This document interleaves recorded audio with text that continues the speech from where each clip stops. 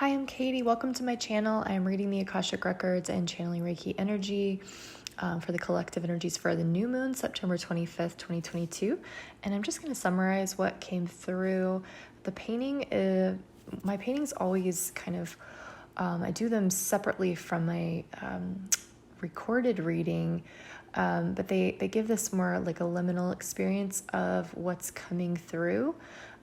So I never know what to expect with the imagery.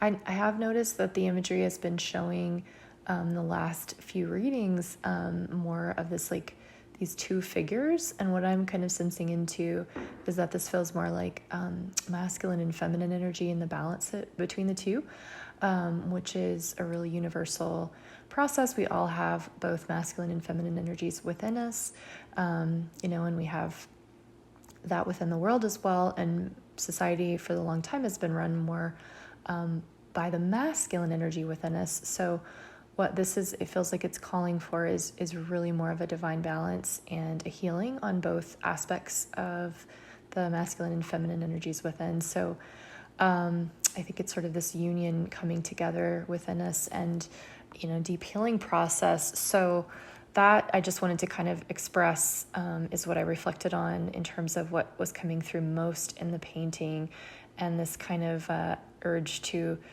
ground it all in. And overall, what came through initially was this heart chakra blast, like an opening, a portal, basically, feeling like that there is going to be a really big shift in the energies. And this is a good preparation time for it, a building up time, a time to really start to focus in on how to relax the nervous system, how to manage, how to be in charge of your own energy. We're really being called to do that, be in charge of our human. And there's also this balance of perspectives between the higher self, the spiritual self, recognizing that, we are spiritual beings having a human experience here, but not to use that as a way to spiritually bypass our human experience either, because our human experience is so important. We chose to be here at this time, which is a really powerful time. There are so many beings that came through in the reading that are on the sidelines, that are not in bodies, that are not here. We chose to live, breathe, interact in this experience, and we chose it for a reason, so that we, could actually physically experience it. So that is also the guidance, is like, how is our human body reacting?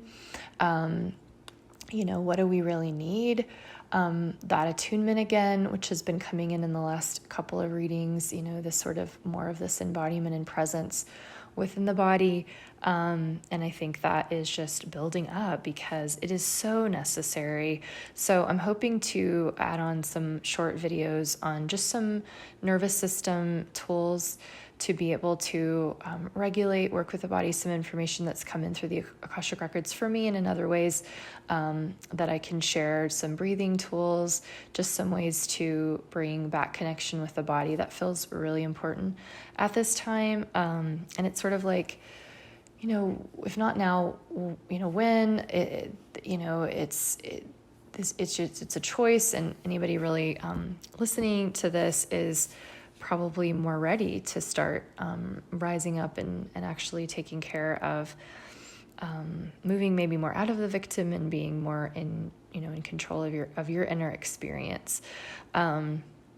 So that's a pretty good summary, I would say. Also just recognizing, like those maybe survival responses, maybe an urge to move back into escapism, if that has been something that you're working on or addressing. Maybe might be a little harder to not dissociate, or to go into fight, flight, or whatever trauma response kind of shows up the most in your experience. That might be triggered a little bit more at this time, but it's like really the call is to connect in with what creates stability for you. So the imagery was around like a tornado coming through, and there was a sense of there's certain structures that the foundation stayed, remained after the chaos moved through, and also the sense of the people that were able to be underground, and during the tornado were really more at peace.